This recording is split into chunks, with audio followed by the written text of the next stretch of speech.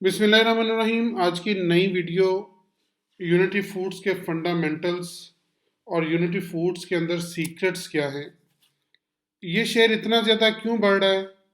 इस शेयर की क्या ऐसी बात है कि ये 7 रुपये से उठकर अभी तक ये 25 रुपये तक आ चुका है, और ये शेयर कहाँ तक जा सकता है?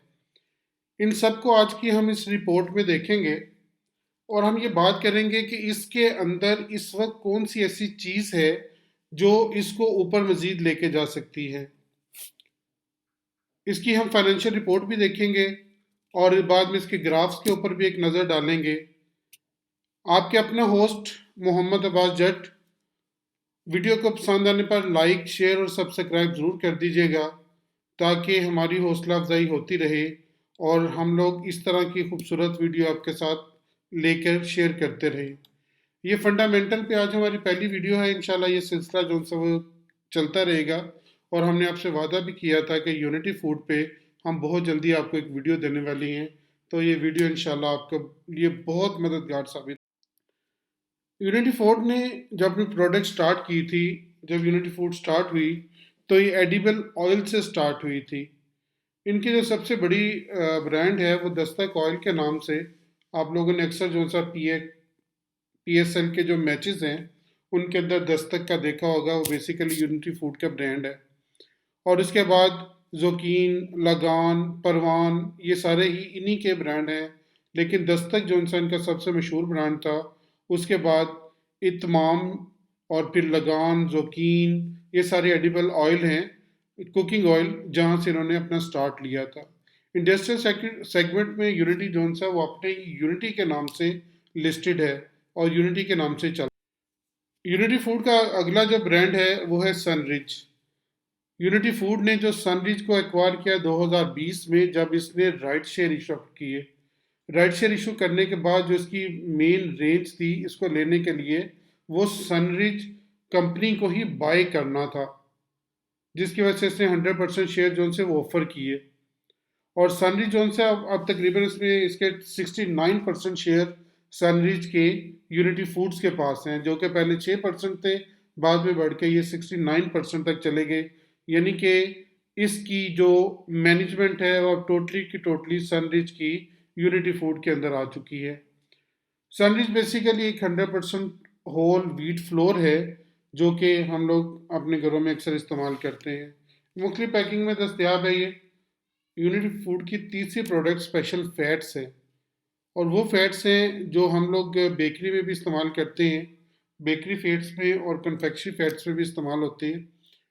Unity Food pure range of animal feed meal offer करता है, जिसमें बहुत सी इकसाम मौजूद हैं, जो कि पोल्ट्री के लिए, लाइव स्टॉक के लिए, जिनमें डेयरी काउ, गोड्स और शीप्स वगैरह हैं, उनकी हेल्थ की ग्रोइंग के लिए और मेंटेनेंस के लिए फूड फ्राहम करता है। ये प्लांट जो सा वो 450 मेट्रिक टन पर डे की कैपेसिटी रखता है और कोटरी सिंध में वाक़ है।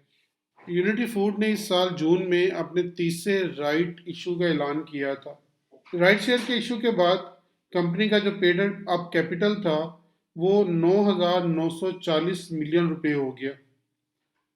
ये राइट शेयर बेसिकली कंपनी की वर्किंग कैपिटल की बढ़ती ज़रूरियात के फंड्स को पूरा करने के लिए किया गया था, और 30 जून 2020 तक कंपनी के जो बैलेंस शीट का मजमूई हुजम था वो बढ़कर 18,943 मिलियन रुपए हो गया, जबकि सेल्स 100% इजाफा रिकॉर्ड किया गया, जो 29 अरब तक पहुंच गई। इस साल जैसे मैंने आपको पहले बताया कि कंपनी ने सनरिच फूड्स प्राइवेट कंपनी के 36,654,177 हिस्से थे वो खरीदे, और यूनिटी इंटरप्राइजेज लिमिटेड ने सनरिच फूड की, जो कि पहले 5% हिस्से की मालिक थी, अब उसके बाद 69% हिस्से की मालिक बन गई। सनरिच फूड आप सबको पता है कि पाकिस्तान में आटे का एक उभरता हुआ ब्रांड है, और पाकिस्तान भर में ये वाहिद दस्तियाब आटे का ब्रांड है जो पिज़्ज़ा मिल टेक्नोलॉजी के ज़रिए सालाना 43,800 टन आटा फराम करने की गुंजाइश रखता है। और ये आटा जो सेहत और सफाई के असूलों पर और लंबी शेल्फ लाइफ टाइम और आला क्वालिटी के बायस प्रीमियम तस्वुर किया जाता है। अगर हम देखें कि यूनिटी फूड्स के आगे आने वाले कौन कौन से प्रोजेक्ट हैं, सबसे बड़ा ये ऑयल टर्मिनल का क्याम है। ये UFL एक खुर्दनी तेल के टर्मिनल के क़याम का इरादा रखता है। ये टर्मिनल जो सा पोर्ट कासम पर वाक़ होगा, जो कि पाम ऑयल की दरामदात के हवाले से और ज़ख़ीरा करने के यूनिट के क़याम के लिए एक बेहतरीन जगह है। इस टर्मिनल की गुंजाइश जो सी वो 45,000 मेट्रिक टन होगी तकरीबन। अब हम एक नज़र देखेंगे कि ये शेयर इतना बढ़ क्यों रहा है। इस शेयर में अगर बढ़ोतरी आ रही तो शेयर के बढ़ने की वजह क्या है, ये क्यों इतना मुसलसल बढ़ता जा रहा है। तो इसकी सबसे बड़ी वजह इस आटे को ख़रीदना है सनरिच फूड कंपनी को, कि इन्होंने अपने राइट शेयर से सनरिच फूड कंपनी को ख़रीदा है। ये सबसे बड़ी वजह है इसके शेयर के बढ़ने की। क्यों वजह है कि अगर आप इसकी एक दफ़ा रिपोर्ट पे नज़र डालें, ये रिपोर्ट दी हुई है कि 2019 की और 2020 में क्या फ़र्क पड़ा था इसमें। 2019 में जो इसकी प्रॉपर्टी थी वो तकरीबन प्रॉपर्टी प्लांट और इक्विपमेंट 287 के, और बाद में 285 इसकी लागत जो उनसे वो कम हो गई। लेकिन इसको मैं गो थ्रू बड़ी तेज़ी से करता हूँ ताकि आपके पास टाइम जो सा आपका कम से कम मैं कंज्यूम कर सकूँ। इसका स्टॉक इन ट्रेड इतना मौजूद है इस वक्त, जो कि बहुत ज़्यादा बढ़ा हुआ है पिछले की निस्बत। कम से कम 49 मिलियन से 333 मिलियन, जो कि इसमें ठीक ठाक बढ़ोतरी है। उसके अलावा इसका कैश और बैंक बैलेंस अगर देखें और टोटल एसेट देखें तो इसके टोटल एसेट में जो इससे डबल से ज़्यादा इजाफा है, तकरीबन इसके डबल से ज़्यादा इजाफा है। ये वजह बनी है इसको ऊपर लेके जाने में, कि शेयर इस वजह से ऊपर जा रहा है बहुत तेज़ी के साथ। अब हम एक नज़र यूनिटी फूड के ऊपर डालते हैं कि यूनिटी फूड ने जो अभी रिसेंट रिज़ल्ट दिया है वो किस तरह का है। ये रिज़ल्ट है क्वार्टर एंड सितंबर 30, 2020 का। कैश डिविडेंड कोई नहीं दिया इसने, बोनस शेयर कोई नहीं दिया, राइट शेयर कोई इशू नहीं किया, any other entitlement corporate action कोई नहीं लिया गया, और एनी अदर प्राइस सेंसिटिविटी कुछ नहीं है।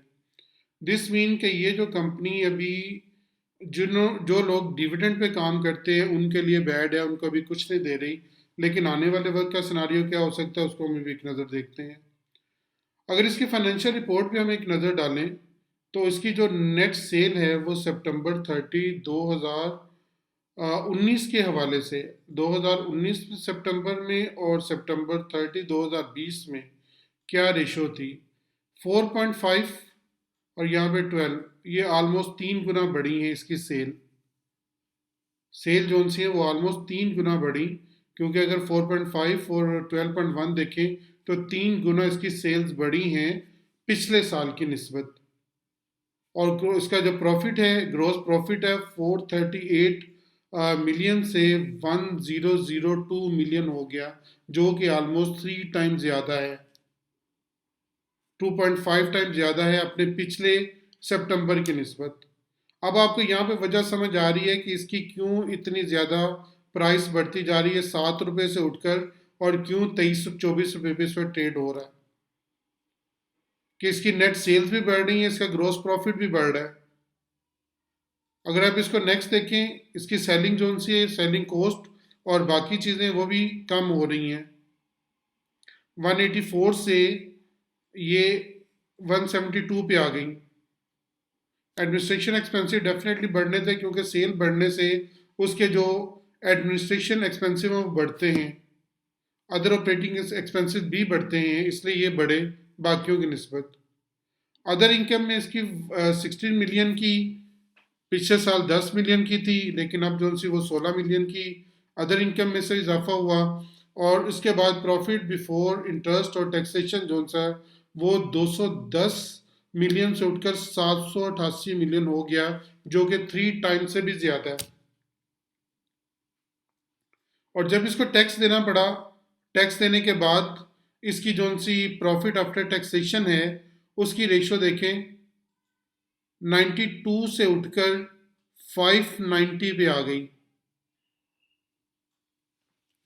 92 मिलियन से उठकर 590 मिलियन, एक मैसिव जोन सा वो इजाफा है इस कंपनी के लिए, मैसिव इंक्रीमेंट है। इसी वजह से इसकी जो सी day by day share price नीचे जाने की बजाय ऊपर जा रही है। जो इसने ईपीएस दिया वो 0.15 जोन सा वो पिछले साल था इसी दौरान में, लेकिन अब उसने 0.93 का ईपीएस शो किया है, जो कि मैसिव इंक्रीज है। अब अगर हम इसकी लास्ट डे की कारकर्दगी पे एक नज़र डालें, जो रिसेंटली इसकी कारकर्दगी गुजरी लास्ट डे में, उसमें ये ओपन हुआ 25 पे, हाई लिया इसने 25.94 का, और ये क्लोज हुआ आके 25.46 पे, तकरीबन 0.46 का इजाफा इसमें, जो कि 1.84% है।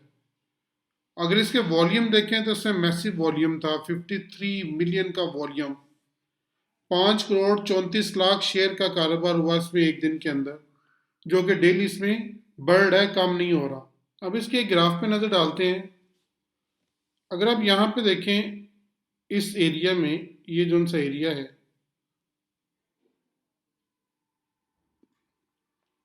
पहले इसने ब्रेकआउट यहाँ पे दिया तो प्राइस जो से वो माइनर से नीचे गई, जब दोबारा इसी प्राइस रेंज में दाखिल हुआ और यहाँ पे ब्रेकआउट दिया, इससे तकरीबन 19.54 रुपये का था ये, सॉरी 18.54 रुपये का था। यहाँ पे ब्रेकआउट दिया तो उसके बाद यहाँ तक इसने अप लिया, और अप लेने के बाद दोबारा जो सा इसी प्राइस रेंज में ये चल रहा था, तकरीबन 1 महीना ये इसी प्राइस रेंज के अंदर चला है, अप एंड डाउन इसी प्राइस रेंज के अंदर हुआ है, और ये प्राइस रेंज थी 22 रुपये से लेकर 24 रुपये के दरमियान। लेकिन परसों इसने जुमेरात वाले दिन यहाँ पे दोबारा अपना ब्रेकआउट दे दिया है, एक नया ब्रेकआउट उसने दे दिया। अब जब ये ब्रेकआउट दिया, उसके बाद जो अगली प्राइस रेंज ये सेट करने वाला है, ये देखने वाली होगी। जब पुरानी इसकी प्राइस रेंज थी वो तकरीबन 18.54 से अप लिया उसने, और नई प्राइस रेंज इसने 22 रुपये बनाई, तकरीबन 4 रुपये का इजाफा हुआ। इस ब्रेकआउट देने के बाद, ये वाला ब्रेकआउट देने के बाद इसमें तकरीबन 4 रुपये का इजाफा हुआ, और अब इसने प्राइस रेंज दी है, अपना ब्रेकआउट दिया 24 के ऊपर, यहाँ पे अपना ब्रेकआउट दिया उसने। अगर यहाँ पे ब्रेकआउट दे और ये वाला दोनों पैटर्न, अगर आप देखें नीचे वाले दोनों पैटर्न, ये वाला पैटर्न यहाँ पे जब ब्रेकआउट दिया उसके बाद उसने कैसी कैंडल बनाई, और ये जो ब्रेकआउट दिया उसके बाद कैसी कैंडल बनाई, तो ये ऑलमोस्ट एक तरह का पैटर्न है, ऑलमोस्ट सेम पैटर्न लग रहा है ये इन दोनों पे। ये वाला पैटर्न और ये वाला पैटर्न ऑलमोस्ट सेम लग रहा है। यहाँ पे भी जब उसने ब्रेकआउट दिया इस पॉइंट के ऊपर, तो 4 रुपये का इजाफा किया अपने प्राइस के अंदर। अब अगर यहाँ पे ब्रेकआउट दिया है तो इसके बाद हम उम्मीद करते हैं, अल्लाह ताला से बहुत उम्मीद है कि ये 29 और 30 की रेंज में आपको जल्दी नजर आने वाला है, कि यही शेयर जो इस वक्त 24 पे नजर आ रहा है आपको, ये 29 से 30 की रेंज में आपको बहुत जल्दी नजर आ जाएगा ये वाला, क्योंकि अब इसने यहाँ पे दोबारा अपना ब्रेकआउट एक जनरेट कर दिया, और फिर उसी प्राइस रेंज के अंदर ये कुछ अर्सा मूव करेगा। यहाँ पे जो हिस्ट्री रिपीट हो रही है, यहाँ पे वही हिस्ट्री यहाँ पे जाके दोबारा रिपीट हो रही है। उम्मीद करते हैं कि अल्लाह ताला आपको बहुत नफ़ा दे, और अगर इस शेयर को आप लेते हैं तो अल्लाह ताला उस शेयर में बरकत डाले। स्टॉप लॉस के साथ काम कीजिएगा, स्टॉप लॉस के बगैर ज़िंदगी में कभी काम ना कीजिएगा। मुझे अपनी दुआ में ज़रूर याद रखें। इजाज़त दें, मेरे इस चैनल का और मेरा बहुत ख्याल रखिएगा। अल्लाह हाफिज़।